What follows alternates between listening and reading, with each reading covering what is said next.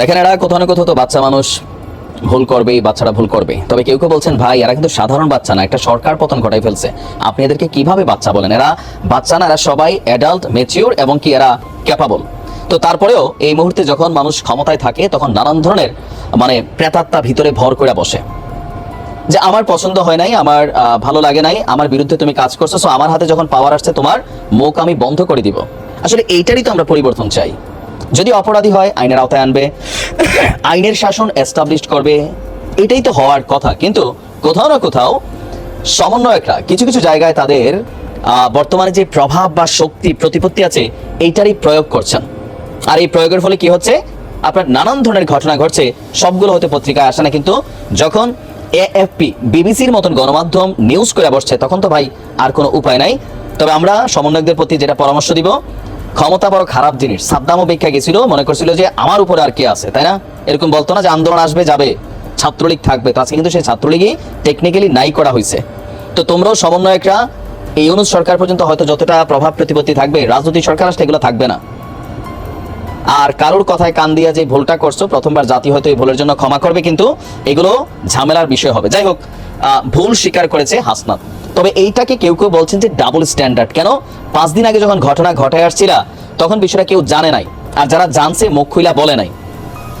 এখন যখন আন্তর্জাতিক অঙ্গন থেকে লড়া গেছে তখন তুমি এটা ভুল হিসাবে স্বীকার করলা। তোমার কাজটা তো ভুল ছিল, কাজটা অবশ্যই ভুল ছিল। কারণ যাদেরকে বলা হচ্ছে যে চাকরি থেকে বরখাস্ত করা হয়েছিল তাদেরকে আবার চাকরিতে পুনর্বহালের জন্য দাবি করেছে হাসনাত। তবে হাসনাত এখানে কিছু জিনিস বলছেন যে তাকে ষড়যন্ত্রের শিকার করা হয়েছে। সময় টিভি ইস্যুতে যখন বিবিসি এবং এএফপির মতন গণমাধ্যমগুলো হাসনাতকে ভিলেন বানিয়ে নিউজ করছে, তখনই হাসনাত নিজের অবস্থান স্পষ্ট করেছেন। তিনি বলছেন যে সময় টেলিভিশন 5 জন গণমাধ্যম কর্মীর আকস্মিক চাকরি হারানোর ঘটনাকে কেন্দ্র করে আমার বিরুদ্ধে যে সকল অভিযোগ আনছে তা অসত্য, ষড়যন্ত্রমূলক, আমার ভাবমূর্তি ক্ষুণ্ণ করার চেষ্টা ছাড়া আর কোনো উদ্দেশ্য আছে বলে মনে হয় না। প্রতিবেদনে যেভাবে এসেছে আমরা সেটা যাচ্ছি না। চাকরিচ্যুত 5 জন সাংবাদিকের অভিযোগ, গত 18 ডিসেম্বর বৈষম্য বিরোধী ছাত্র আন্দোলনের শীর্ষ নেতা হাসনাত আব্দুল্লাহ কয়েকজনকে নিয়ে সময় টিভির বিনিয়োগকারী প্রতিষ্ঠান সিটি গ্রুপের ব্যবস্থাপনা পরিচালক এমডির সাথে দেখা করেন এবং টিভি স্টেশনের 10 জনের নামে একটি তালিকা দিয়ে তাদের চাকরিচ্যুত করতে চাপ দেন। এখন প্রকৃত ঘটনা কি? এইভাবে এএফপি আসছে। আমাদের গণমাধ্যম এখন যা লিখছে এটার উপর মানুষের বিশ্বাস হয় না। কারণ কি, এই দেশের গণমাধ্যম যে সরকার ক্ষমতায় থাকে, যাদের কাছে ক্ষমতা থাকে তাদের পক্ষেই লেখে।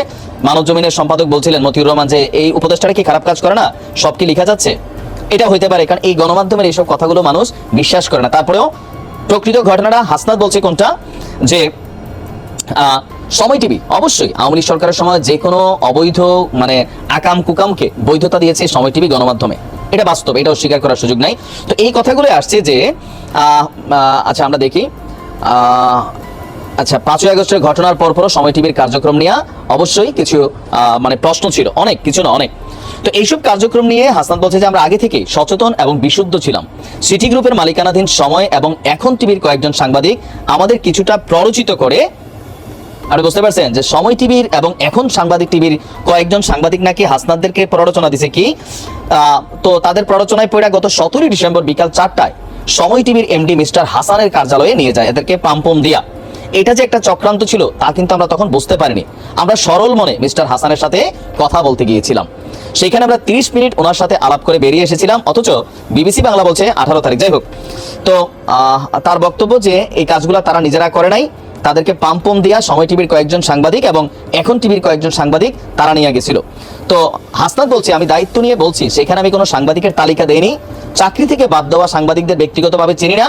বার্তা সংস্থা এএফপি এবং বিবিসি বাংলার কাছে আমি চ্যালেঞ্জ দিচ্ছি যে আমি সিটি গ্রুপ এবং সময় টেলিভিশন কর্তৃপক্ষকে কোনো সাংবাদিকের তালিকা দিয়েছি এবং কাউকে বরখাস্তের চাপ দিয়েছি, সেটা সপক্ষে যদি তাদের কাছে কোনো প্রমাণ থাকে তারা যেন হাজির করেন। যদি হাজির করতে না পারেন তবে তা যেন তারা স্বীকার করেন। আমি মনে করি মিস্টার হাসান অভিযোগ করেছেন, এটা এক ধরনের প্রতিবেদনের মূল ভিত্তি হতে পারে না। আচ্ছা, তো এখন আবার সময় টিভি সুন্দর, যে সরকার ক্ষমতায় থাকে, যারা ক্ষমতায় থাকে তাদের কথা খুব সুন্দর শোনে। হাসনাতের বক্তব্যের পরপরই সময় টিভি আবার কিন্তু বিষয়টা ক্লিয়ার করছে যে সময় টিভির ক্লিয়ারেন্স টাইম বলি, তারা একটা নিউজ করেছে এরকম। সরাসরি যদি আমরা দেখি, আপনার সময় টিভির পক্ষ থেকে যে বক্তব্যটা আসছে, আমি এটা সেভ করে রাখছিলাম আপনাদেরকে দেওয়ার জন্য। একটা মিনিট আমি বলছি।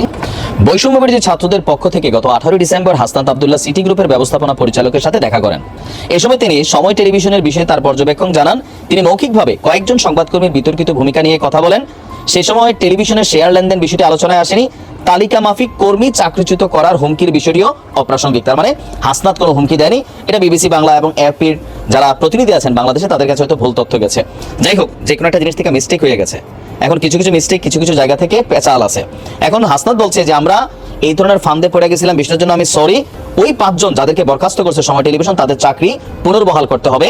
আর কোন সংবাদপত্রের স্বাধীনতা বা এই অন্তর্বর্তী সরকার বা এই বৈষম্য বিরোধী ছাত্ররা কোন সংবাদপত্র বন্ধ করার পক্ষে